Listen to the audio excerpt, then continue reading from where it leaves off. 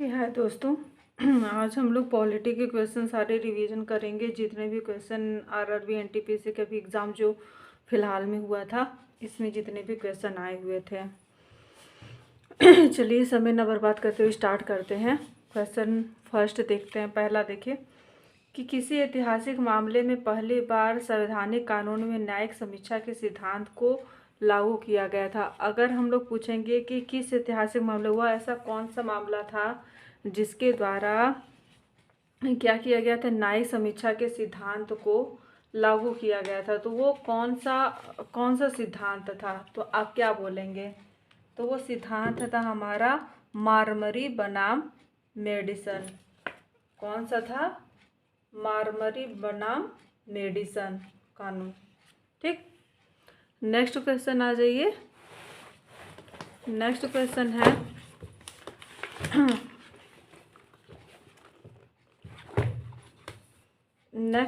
है dedicated freight corridor corporation of India.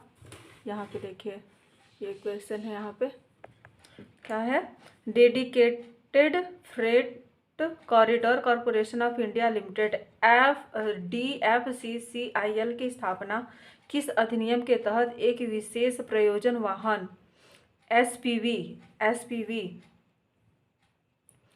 के रूप में की गई थी? तो आप क्या बताएंगे, इसका कौन सा होगा? कंपनी अधिनियम 2013, कंपनी अधिनियम 1956, और संरचना विकास अधिनियम 2002, या फिर भारतीय रेल अधिनियम 1989? तो मेरे ख्याल से इसका आंसर 1956 होना चाहिए। हाँ, दो ही है। ठीक, इसका आंसर 1956 होगा। आ जाइए नेक्स्ट क्वेश्चन देखते हैं। नेक्स्ट क्वेश्चन है हमारा जनजातीय मामलों के मंत्रालय के अनुसार 2022 करेंट अफेयर का क्वेश्चन है। 2022 तक भारत के संविधान के अनुच्छेद 342 के तहत कितनी अनुसूचित जनजातियां अधोसूचित हैं? तो आपको ये इसमें बताना है कि कितनी अभी भी जो हमारे टोटल आर्टिकल हैं उसके अंदर अभी तक कितनी अनुसूचित जनजातियां जो अभी भी अधोसूचित थी, तो उसकी संख्या कितनी हो जाएगी? तो उसकी संख्या है 720 से अधिक। कितनी है? 720 से अधिक है। कितनी संख्या है? 720 से अधिक है। ठीक, नेक्स्ट क्वेश्चन नंबर 4 देख लेते हैं। क्वेश्चन नंबर 4, किस कथन में की गई समीक्षा संसदीय प्रणाली में शक्तियों की पृथक्करण के सिद्धांत से विचलन पर प्रकाश डालती है? अच्छा, शक्तियों के पृथक्करण का सिद्धांत है, ठीक है, और संसदीय प्रणाली में बात हुई है।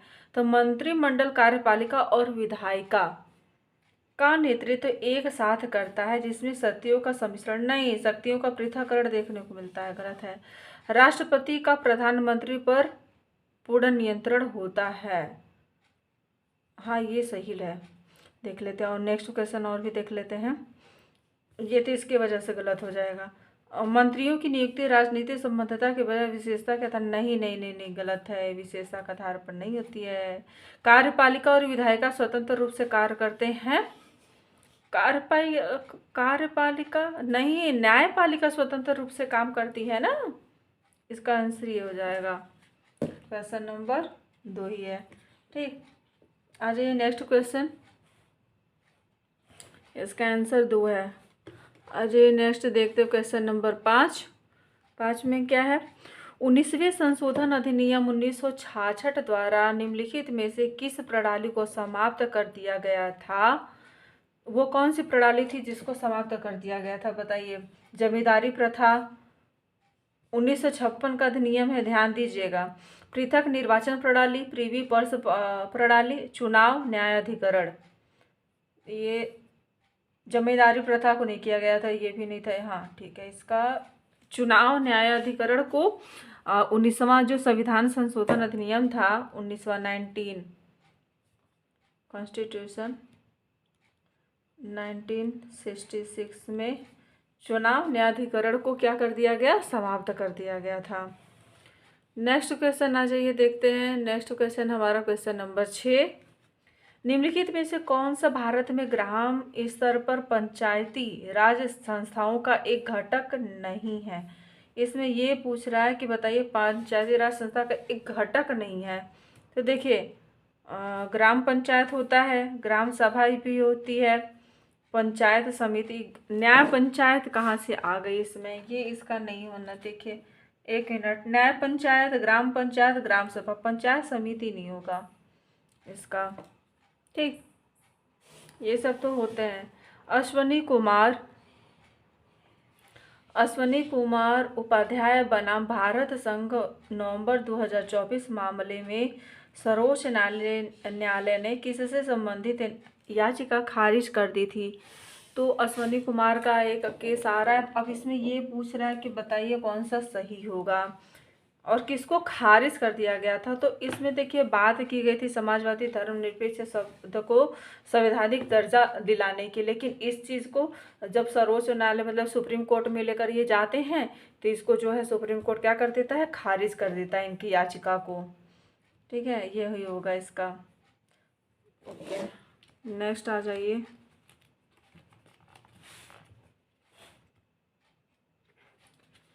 नेक्स्ट क्वेश्चन है, यहाँ पे देखते हैं। नेक्स्ट क्वेश्चन करंट अफेयर का है। 2024-25 में पीएमएलए धन संशोधन निवारण अधिनियम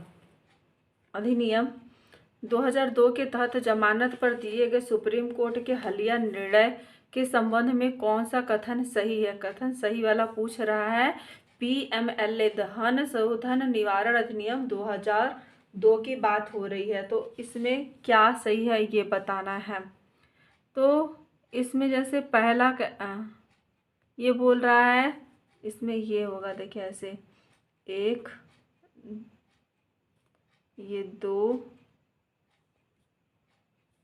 ये 1 हो गया, इसी का पार्ट है, ये 2 हो गया और ये हो जाएगा हमारा इधर इसी में है, ये 3, ये है, इसमें नंबरिंग नहीं है।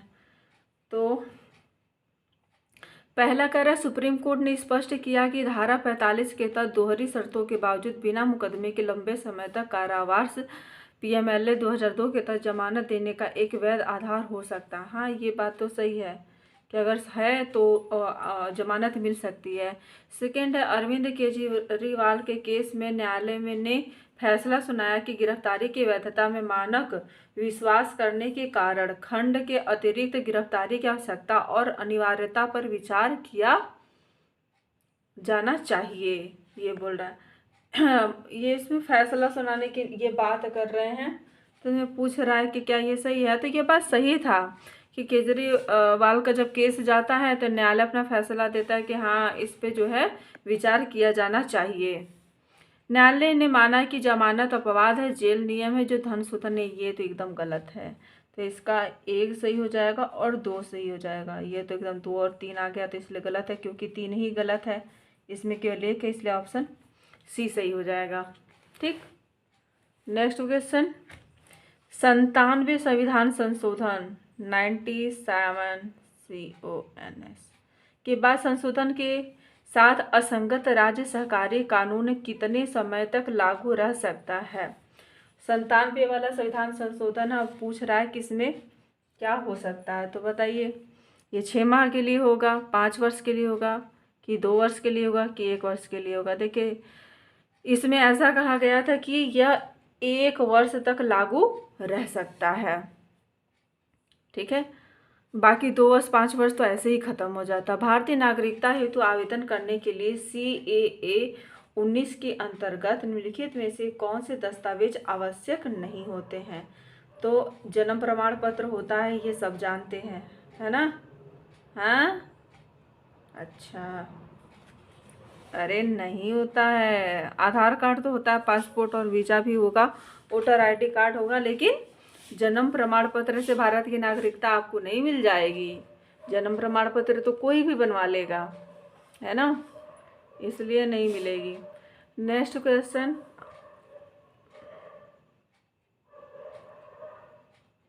करंट अफेयर का क्वेश्चन है।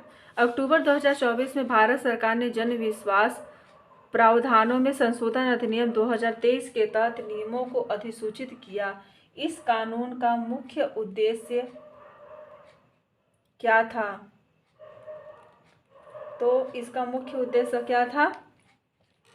आरटीआई अधिनियम का विस्तार करके नहीं, इसमें देखिए क्या किया गया था ना, जो छोटे मोटे जो अपराध जो होते थे उसके लिए इन्होंने क्या किया था, दंड के लिए सिविल दंड, जैसे जो कोई छोटा दंड किया है तो उसको चेंज कर दिया गया था सिविल दंड में। अब आप ये देख लीजिए ये किस में है, आरटीआई का कोई मतलब नहीं है, केंद्रीय वाली बात हो गई, भूमि पंजीकरण ये है। ऑप्शन थर्ड देख लीजिए, विभिन्न कानूनों के तहत छोटे अपराधों को आपराधिक दंड से सिविल दंड में परिवर्तित करना, किस में बात की गई थी? 2023 के नियम में, जो 2024 के अक्टूबर में क्या संशोधन अधिनियम के द्वारा वो किया गया था। क्वेश्चन नंबर 12 देख लीजिए, 12 का क्या है कि कह रहा है 2003 संशोधन के बाद भारत ने नागरिकता के किस सिद्धांत का अधिक सख्ती से पालन करना शुरू किया था? जन्मभूमि संबंधी नियम नहीं, जन्म से नहीं, दोहरी नागरिकता नहीं, विश्व नागरिकता नहीं, रक्त संबंधी, ये तो सब बहुत सुना हुआ है, रक्त संबंधी नियम को बहुत ही कड़ाई से चालू कर दिया था फॉलो करना। आइए नेक्स्ट देखते हैं क्वेश्चन। नेक्स्ट है हमारा, भारतीय संविधान का निम्नलिखित में से कौन सा अनुच्छेद भारत में राजभाषा आयोग, अरे यार कहाँ है, 343 क्या है इसका, 343, अच्छा वर्णन की बात करता है, वर्णन की क्या है, 344 है, 344 में भारत की राजभाषा आयोग के बारे में वर्णन करता है। ठीक है, नेक्स्ट क्वेश्चन देख लेते हैं। नेक्स्ट क्वेश्चन यहाँ पे देखते हैं, आ जाइए। 2024 के सुप्रीम कोर्ट केस अलीगढ़ मुस्लिम यूनिवर्सिटी बनाम नरेश अग्रवाल 2024 में शैक्षणिक संस्थानों की अल्पसंख्यक की स्थिति के संबंध में न्यायालय ने बहुमत से क्या निर्णय दिया था? तो इसमें ये था कि जो 1950 में जो वो बना था, अधिनियम बना था, उसमें ये अब बोल दिया गया कि जो अल्पसंख्यक हैं उनके लिए संस्थाएं होंगी और उनके लिए नियम बनाए जाएंगे, ऐसा इसमें बोल दिया गया था। देखिए इसमें क्या है, संविधि की तो इसमें भी बात बोली जा रही है, 30 की नहीं होगी, ये नहीं है, पीढ़ी का MU नहीं, अलीगढ़ मुस्लिम नहीं, इसकी नहीं, यही है। 1950 से पहले निर्मित संस्थाओं को अभी भी अल्पसंख्यक संस्थाएं माना जा सकता है, भले ही उन्हें संविधि द्वारा शामिल किया गया हो, ये हो जाएगा। नेक्स्ट क्वेश्चन देखते हैं, ये है 2024 में, अक्टूबर 2024 में मध्यस्थता अधिनियम लागू हो गया। इस कानून की मुख्य विशेषता क्या है? तो इसमें क्या किया गया था कि जो 2024 का ये अधिनियम आता है और इसको लागू भले ही मतलब लागू तो हो गया था 2023 में, वो है ना, काम में कब आया था? तो यह सार्वजनिक क्षेत्र के विवाद में मध्यस्थों की भूमिका को समाप्त कर देगा, ये बात एकदम कतई गलत है। यह अदालती कार्यवाही से पहले सभी सिविल और वाणिज्यिक विवादों के लिए मध्यस्थता को अनिवार्य बनाता है? नहीं, यह अनिवार्य किया गया कि सभी मध्यस्थता कार्यवाही केवल सेवानिवृत्त न्यायाधीशों द्वारा ही संचालित की जानी चाहिए, ये बात भी गलत है। इसमें बस ये बोला गया था कि यह विवाद समाधान की एकमात्र विधि के रूप में या फिर विवाचन या सुलह के स्थान पर मध्यस्थता को अपनाता है, ऐसी बात करी गई थी 2023 की, ये जो नियम लागू हुआ था।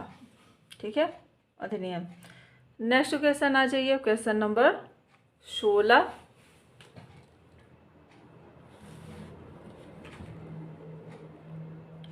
सोलह का इधर आ जाइए, हाँ 16 में क्या है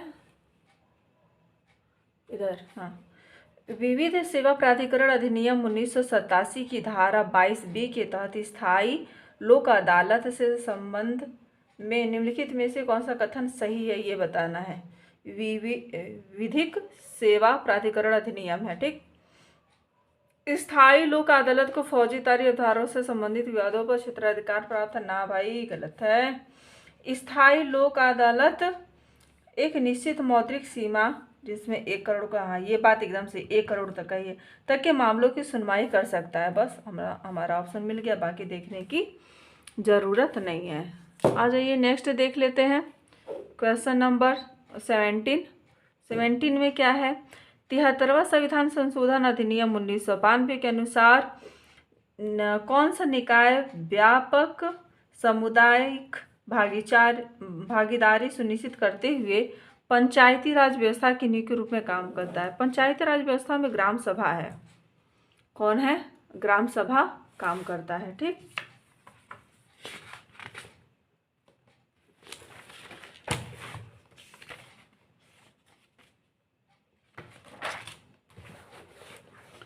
नेक्स्ट क्वेश्चन आ जाते हैं। नेक्स्ट क्वेश्चन है हमारा क्वेश्चन नंबर 18 में है निम्नलिखित में से क्या लोक अदालत का एक लाभ नहीं है? एक लाभ नहीं है, इसमें से क्या ऐसा है जो एक लाभ नहीं है? तो ये बताना है इसमें से कि जो निर्णय होगा वो बाध्यकारी होता है, नहीं, अपील का अधिकार होता है, ये बात अदालत का लाभ इसमें नहीं है। ठीक, मिल गया। आगे बढ़ते हैं।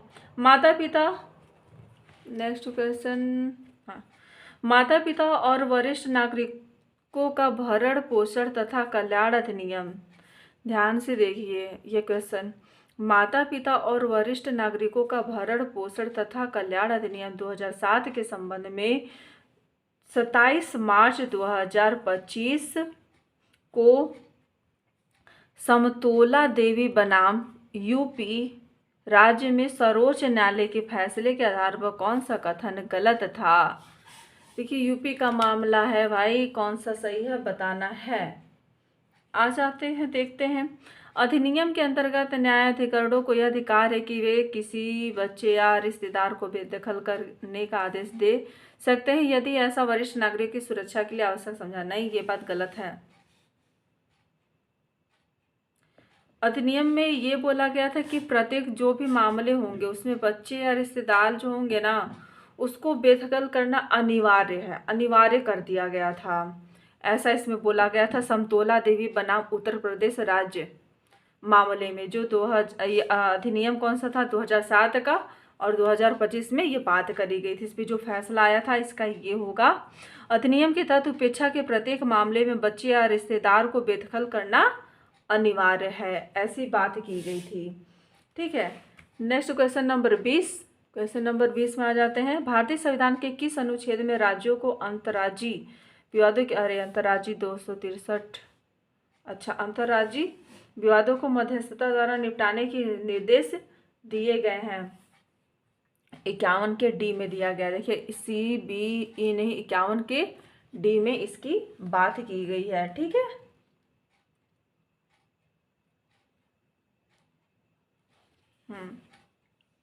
नेक्स्ट आ जाइए इधर। नेक्स्ट क्वेश्चन है क्वेश्चन नंबर 21। संघीय विवादों के संदर्भ में सुप्रीम कोर्ट के मूल क्षेत्राधिकारों और उसके रिट क्षेत्राधिकारों के बीच प्रमुख अंतर क्या है? तो इसमें ऐसी क्या बात की गई थी बताइए? जो संघीय विवाद हैं उसमें सुप्रीम कोर्ट को मूल क्षेत्राधिकार क्या दिया गया है, रिट क्षेत्राधिकार, और इन दोनों में अंतर क्या, प्रमुख अंतर क्या बता सकते हैं आप? कि संघीय विवाद क्षेत्राधिकार दीवानी मामलों में लागू होता है जबकि रिट क्षेत्राधिकार नहीं, गलत है, ऐसी बात नहीं है। संघीय विवाद क्षेत्राधिकार उपयोग स्वप्रेरणा कहाँ से आ गया भैया, खत्म। संघीय विवाद क्षेत्राधिकार परामर्शी होता है जबकि रिट क्षेत्राधिकार बाध्यकारी होता है, एकदम सही है। आंख बंद के लगाओ और आगे बढ़ो। नेक्स्ट क्वेश्चन, उत्तराकाल रिकॉर्डर कोर्ट का स्थान कौन लेता है? ये भाई है सर्वोच्च न्यायालय, सुप्रीम कोर्ट ने लिया है उत्तराकाल में। नेक्स्ट क्वेश्चन, सड़क, प्रकाश व्यवस्था और जल निकासी जैसे सीमित न्यायपालिका कार्यों वाले छोटे शहरों का प्रबंधन कौन सा शहरी स्थानीय स्वशासन निकाय करता है? तो देखिए इनकी अगर बात करते हैं ना तो कौन है? टाउन एरिया समिति होती है जो इसका क्या करती है? संचालन करती है।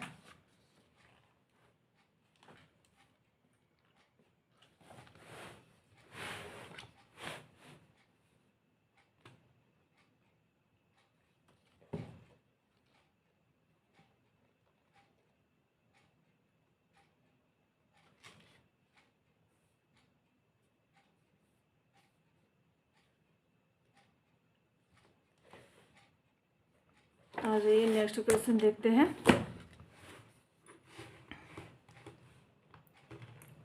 नेक्स्ट क्वेश्चन है, ये देखिए,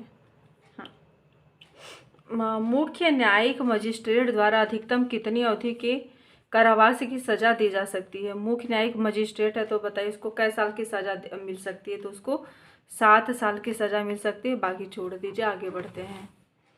नेक्स्ट क्वेश्चन है, 8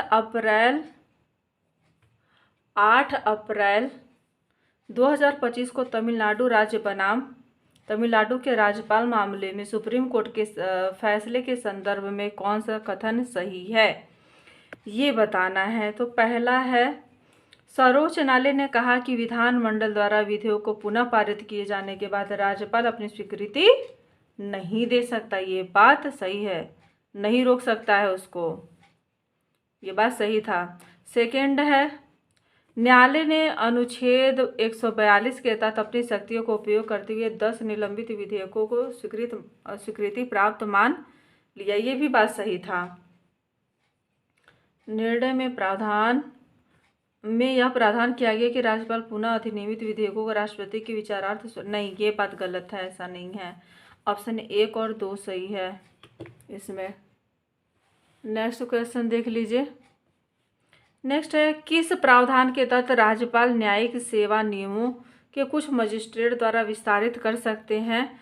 तो वो अनुच्छेद है 34-33, हाँ 237 आर्टिकल 237 में ये बोला जाता है कि राज्यपाल जो होंगे वो राज्यपाल न्यायिक सेवा नियमों को मजिस्ट्रेट तक विस्तारित कर सकते हैं। नेक्स्ट क्वेश्चन देखते हैं। क्वेश्चन नंबर 27 में बात की जा रही है, भारत के पर्यावरणीय अधिनियमों के तहत दंड और हरित मंजूरी लागू करने के लिए 2024 में निम्नलिखित में से किस प्राधिकरण को मजबूत किया गया था। तो देखिए, पर्यावरण से संबंधित थी तो जाहिर सी बात है वो प्रदूषण को क्या करेगा, कंट्रोल करेगा। तो केंद्रीय प्रदूषण नियंत्रण बोर्ड। ठीक। नेक्स्ट क्वेश्चन नंबर 28, राष्ट्रीय विकास परिषद एनडीसी किस वर्ष सहकारी समितियों पर राष्ट्रीय नीति को सिफारिश की थी। 1862, 47, 1858, 1858 में इसको किया गया था। नेक्स्ट क्वेश्चन है, न्यायमूर्ति सैयद शाह मोहम्मद कादरी द्वारा वर्गीकृत कौन से न्यायिक समीक्षा का श्रेणी नहीं है। संसद और राज्य विधानमंडल, देखिए इनके द्वारा अगर बात की जाए तो सुप्रीम कोर्ट की बात की थी, ये याद कर लीजिए बस। इसका सेकेंड है सुप्रीम कोर्ट और हाई कोर्ट में न्यायिक नियुक्तियों की न्यायिक समीक्षा। ठीक। बाकी इन्होंने संसद, राज्य विधानमंडल, संघ और राज्य संवैधानिक संशोधन इन सबकी बात की थी, लेकिन सर्वोच्च न्यायालय और सुप्रीम कोर्ट और हाई कोर्ट की बात इन्होंने नहीं करी थी। ये बात गलत दिया हुआ है। नेक्स्ट क्वेश्चन आ जाते हैं। क्वेश्चन नंबर 30, राष्ट्रीय जलमार्ग अधिनियम 2016 के तहत कितने राष्ट्रीय जलमार्गों का विकास करने की घोषणा की गई थी। तो इसमें 150 ऐसे थे जिनके विकास की घोषणा की गई थी राष्ट्रीय जलमार्गों की। 2016 का अधिनियम है, ध्यान से देख लीजिए इसको। ठीक है। नेक्स्ट क्वेश्चन,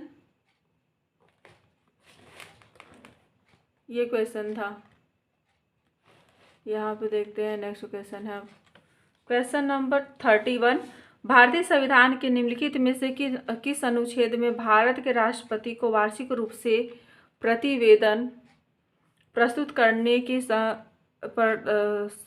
करने के संघ लोक सेवा आयोग के कर्तव्य के बारे में उल्लेख किया हुआ है। तो ये हमें बताता है अनुच्छेद 323 हमें ये बताता है कि भारत का जो राष्ट्रपति होगा उसको प्रतिवेदन क्या मतलब प्रस्तुत करने के बारे में बताया है। जो यूपीएससी का वो होता है, ड्यूटी होता है, उसके बारे में बताया हुआ है। एक बार ध्यान से देख लीजिए, भारतीय संविधान के निम्नलिखित में से किस अनुच्छेद में भारत के राष्ट्रपति को वार्षिक रूप से प्रतिवेदन प्रस्तुत करने के संघ लोक सेवा आयोग के कर्तव्य के बारे में बताता है। यूपीएससी क्या कर रहा है, राष्ट्रपति को प्रतिवेदन प्रस्तुत कर रहा है। तो ये किस अनुच्छेद में, 323 में है। आ जाइए क्वेश्चन नंबर 32 में क्या कह रहा है, ये देखिए 32 है हमारा, कौन भारत में नगर पालिका का राजनीतिक प्रमुख कौन होता है। तो इसका प्रमुख अध्यक्ष होता है। कौन होता है, अध्यक्ष होता है। नेक्स्ट क्वेश्चन देख लेते हैं, क्वेश्चन नंबर 33। भारतीय संविधान का कौन सा अनुच्छेद राज्य के नीति निर्देशक सिद्धांतों के अनुप्रयोग से संबंधित है। तो राज्य की नीति निर्देशक सिद्धांत से कौन सा अनुच्छेद संबंधित है बताइए। तो अनुच्छेद 37 अनुप्रयोग से, ठीक। क्वेश्चन नंबर 34 लघु विवाद न्यायालयों के संबंध में कौन सा कथन सही है। तो सही की बात करेंगे तो इसमें निर्णय अंतिम होते हैं लेकिन उच्च न्यायालय के संशोधन के अधीन होते हैं, ये इसका सही हो जाएगा, ठीक है। नेक्स्ट क्वेश्चन इसको देख लेते हैं। अजय क्वेश्चन नंबर 35 में कह रहा है भारतीय राष्ट्रीय मानवाधिकार आयोग में पूर्वकालिक कार्मिकों की कुल संख्या कितनी होती है। तो आप ये बताइए इसमें कितनी होती है। अध्यक्ष को लेकर के 5, 1 + 5, ठीक। क्वेश्चन नंबर 36 देख लेते हैं। क्वेश्चन नंबर 36, फरवरी 2025 के दौरान संसद में पेश किए गए नए आयकर विधेयक में परिवर्तन नहीं है। ये क्या हो जाएगा इसका। तो इसमें क्या है, निरंतरता और प्रयोज्यता सुनिश्चित किए बिना मौजूदा कराधान सिद्धांतों को हटाना, ऐसी कोई भी बात नहीं की गई है। बाकी जैसे इसमें बोला कि पठनीयता बढ़ाने के लिए जटिल भाषा का उन्मूलन ना, ऐसी बात तो करी गई थी लेकिन इसकी बात नहीं की गई। बेहतर नेविगेशन के लिए अनावश्यक और दोहराव वाले प्रावधानों को हटाना, ये भी बात ठीक है। संदर्भ की सुविधा के लिए तार्किक रूप से अनुभागों का पुनर्गठन, ये सब तो ठीक है, ऐसी बातें की गई थी इसमें।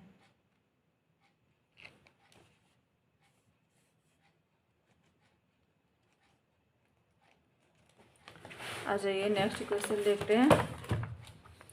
क्वेश्चन नंबर 37 है शहरी स्थानीय सहकारी निकायों के वित्त की समीक्षा के लिए 74वां संविधान संशोधन किस वित्तीय संस्थान की स्थापना करता है। तो देखिए पहली बात तो यहाँ पे शहरी स्थानीय सहकारी निकाय है, तो ये जाहिर सी बात है जब भी होगा राज्य से संबंधित होगा, ये है ना। ओके, नेक्स्ट क्वेश्चन, मार्च 2025 में भारतीय संसद में आव्रजन और विदेशी विधेयक 2025 पारित किया गया।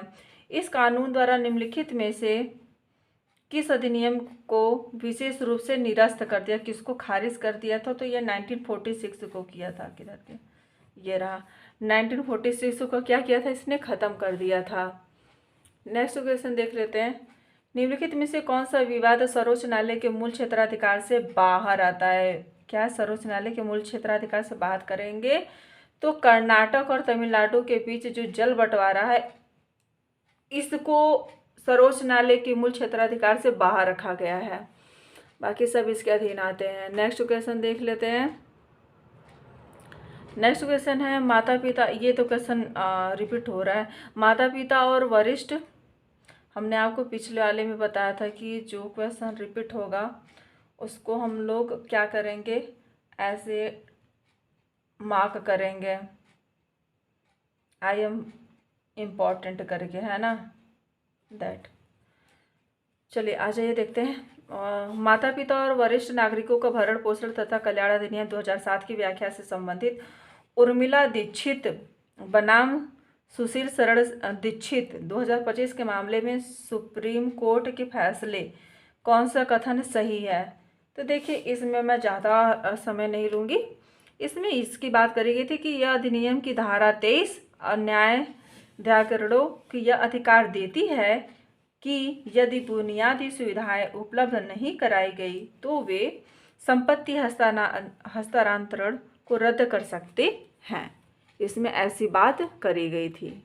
ठीक है, आइए नेक्स्ट क्वेश्चन देखते हैं। Question number 41। क्वेश्चन नंबर 41 में क्या कह रहा है कि एमपी मध्य प्रदेश राज्य बनाम बलवीर सिंह 2025 मामले में सर्वोच्च न्यायालय के फैसले के अनुसार बाल गवाह के संबंध में कौन सा कथन सही है? देखिए, इसमें भी टाइम नहीं लेंगे। इसमें यदि बच्चे का साक्ष्य स्वैच्छिक, विश्वसनीय और अप्रशिक्षित पाया जाता है तो वह स्वीकार्य होगा। ऐसी बात करी गई थी जो एमपी का मामला आया था बलवीर सिंह का 2025 में, बाल गवाह का, कि वह खुद से अगर दे रहा है और वह विश्वास उसमें पाया जाता है तो उसको स्वीकार किया जाएगा। ऐसी बात करी गई थी। नेक्स्ट क्वेश्चन, क्वेश्चन नंबर 42 देख लेते हैं। 42 में बात कर रहा है, कह रहा है फरवरी 2025 में संसद में प्रसारण सेवा अधिनियम 2023 पेश किया गया। इस मसौदा कानून के तहत एक प्रमुख प्रावधान क्या था? आपको ये बताना है। तो इसमें बात करी गई थी केबल, सैटेलाइट, ओटीटी प्लेटफार्मों का एकीकृत विनियम, सबको विनियमन मतलब समझ रहे हैं ना, विनियमित करना की बात करी गई थी, जो 2023 का ये विधेयक आया था। ठीक, नेक्स्ट क्वेश्चन देख लेते हैं। क्वेश्चन नंबर 43 में क्या बात हो रही है? कह रहा है 2024 के जम्मू और कश्मीर विधानसभा चुनाव में जम्मू कश्मीर के वर्तमान मुख्यमंत्री ने किस निर्वाचन क्षेत्र से चुनाव लड़ा और वह किस पार्टी का प्रतिनिधित्व कर रहे थे? तो ये देखिए, गांदरबल कहीं भी है, हाँ गांदरबल इसमें है। अच्छा, JKNC था वो, ये JKPDP नहीं था, JKNC था, Ganderbal Jammu and Kashmir national conference. ठीक, जो मुख्यमंत्री ने चुनाव लड़ा था। नेक्स्ट क्वेश्चन देख लेते हैं। क्वेश्चन नंबर 44 में कह रहा है कौन सा समझौता नागरिकता अधिनियम 1985 से संबंधित है? तो ये हमारा भारत, श्रीलंका, कश्मीर, असम समझौता था 1985 का, जो नागरिकता संशोधन से संबंधित है। क्वेश्चन नंबर 45 में कह रहा है 14th CONS 1962 is related Bharat के किस केंद्र शासित प्रदेश से शामिल किया गया था? इसको तो पुदुचेरी से किया गया था, है ना, तो इसको किया गया था पुदुचेरी से किया गया था। 14वां संविधान संशोधन है जिसको कहाँ से जो है कि शामिल किया जा रहा है? पुदुचेरी से 1962 में किया जा रहा है।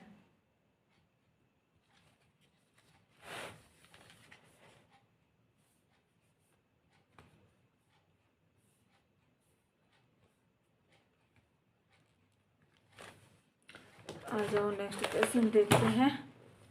क्वेश्चन नंबर 46 में क्या कह रहा है कि कौन सा भारतीय संवैधानिक संशोधन अधिनियम राज्य के नीति निर्देशक सिद्धांत के रूप में आय, स्थिति, सुविधा और अवसरों की असमानताओं को कम करने में वर्णन करता है? तो 44वां संविधान संशोधन जो है वो इसको कम करने के बारे में वर्णन करता है। 44 constitution act in 1978।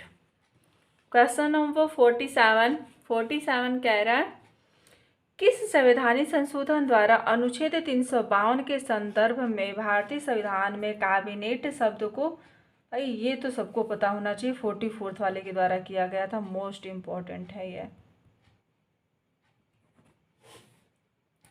Next question देख लेते हैं डायरेक्ट। यहाँ पे कैबिनेट शब्द सुनकर के ही वो हो गया, इतना से तो नहीं याद आ रहा था। नेक्स्ट क्वेश्चन, भारत में नागरिक उड्डयन और संरचना कौन सा प्राधिकरण विनियम है? नागरिक उड्डयन महानिदेशालय।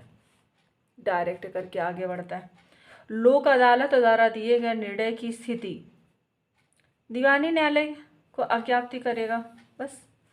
क्वेश्चन नंबर 50, भारत में अधिसूचित क्षेत्र समिति का प्राथमिक कार्य क्या है?